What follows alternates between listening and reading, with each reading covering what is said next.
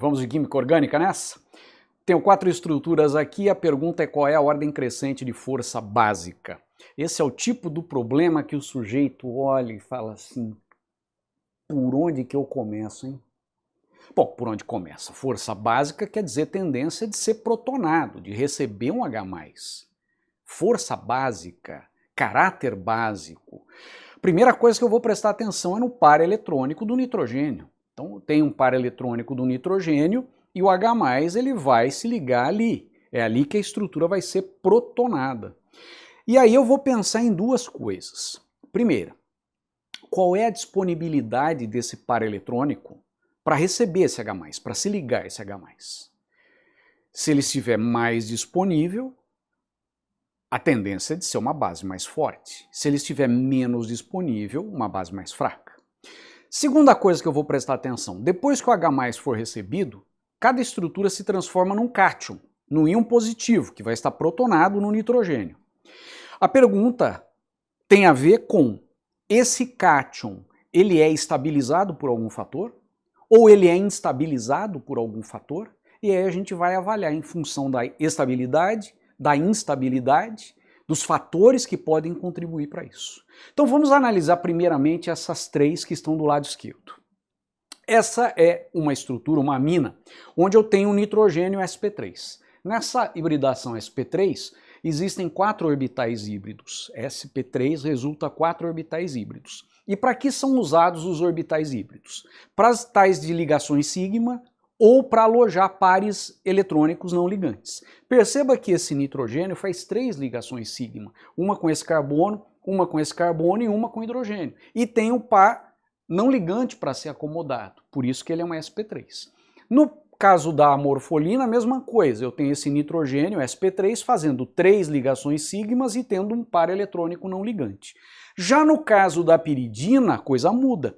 Esse nitrogênio é sp2, porque veja, esse nitrogênio faz uma ligação sigma, outra ligação sigma, a outra é pi, então 2 sigma e aloja um par não ligante. Portanto, ele precisa 3 orbitais híbridos para par não ligante mais ligações sigma, 2 sigma, um par não ligante, ele é sp2. E aí o que isso nos diz sobre a disponibilidade desse par eletrônico? A hibridação sp2, ela tem cada orbital com um caráter S maior do que na sp3. Perceba que aqui é um orbital S com 2 P's que foram hibridizados, lá é um S com 3 P's. Então aqui o caráter S é maior no orbital, aqui o caráter S é menor no orbital híbrido. O caráter S maior faz com que a nuvem eletrônica, esse par eletrônico, esteja no orbital mais próximo do núcleo, isso é, com mais caráter S. E em função disso é um par eletrônico menos disponível. Então dessas 3 eu já matei que essa é a base mais fraca das 3. Agora a questão é desempatar entre essas duas. Deixa o pirrol quietinho aqui, porque a parte dele é a parte mais interessante. Vamos lá, agora pensando nas duas estruturas. Quando essa estrutura for protonada e esta também, nós obteremos esse cátion e esse cátion, né? Perceba que foi para H2, carga positiva, H2, carga positiva. Agora eu vou pensar no seguinte, existe algum fator que instabilize ou que estabilize esses íons? Sim, tem um fator aqui que instabiliza esse. É o oxigênio, um átomo de um elemento muito eletronegativo, que exerce aquilo que nós chamamos de efeito indutivo eletroatraente. Esse efeito indutivo eletroatraente, ele puxa a densidade eletrônica e faz com que no nitrogênio, que já há uma carga positiva, essa carga positiva tenda a ficar maior, o que instabiliza esse cátion. Então, comparando o grau de estabilização dos dois cátions, este não tem, em princípio, nenhum fator instabilizante, mas esse tem. Então, das duas, esta base vai ser mais forte do que essa. As 3 primeiras eu já comparei. Agora é a parte legal dessa questão, é o pirrol. Tá? Então já sabemos que das 3, essa é a mais fraca e essa é a mais forte. Essa é a intermediária dentre as 3. Agora, o pirrol. O pirrol é bem interessante pelo seguinte, Nós temos aqui um nitrogênio sp2, porque ele estabelece uma sigma, outra sigma e outra sigma. Aí você vai falar assim para mim: ô Canto, mas ele tem o par não ligante, se ele tem o par não ligante, 3 sigma mais o par não ligante, ele deveria ser sp3. Ocorre que esse par eletrônico tem que estar no orbital p puro, porque esse é um composto aromático. Esse anel é um anel de caráter aromático. Existe um critério para estabelecer aromaticidade que inclui a tal da regra de Hickel.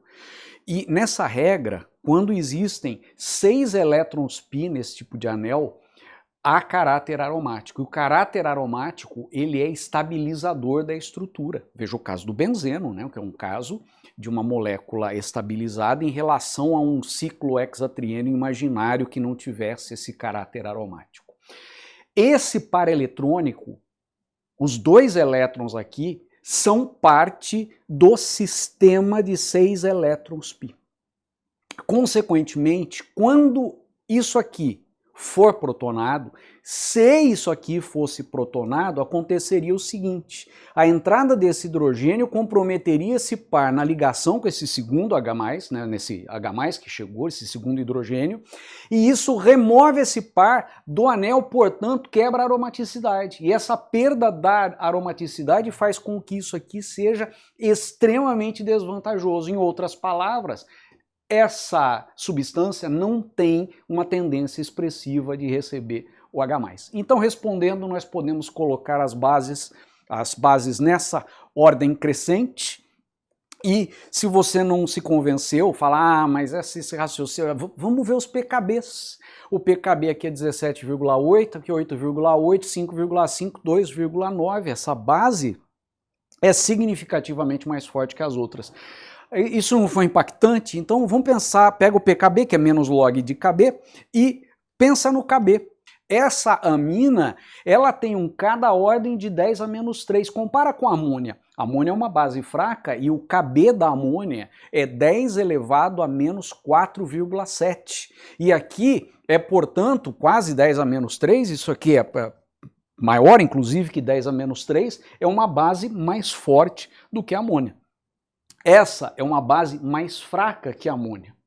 Aliás, as aminas, quando elas têm substituintes alquila, elas tendem a ser um pouquinho mais fortes ou menos fracas, como queira, em relação à amônia, tá?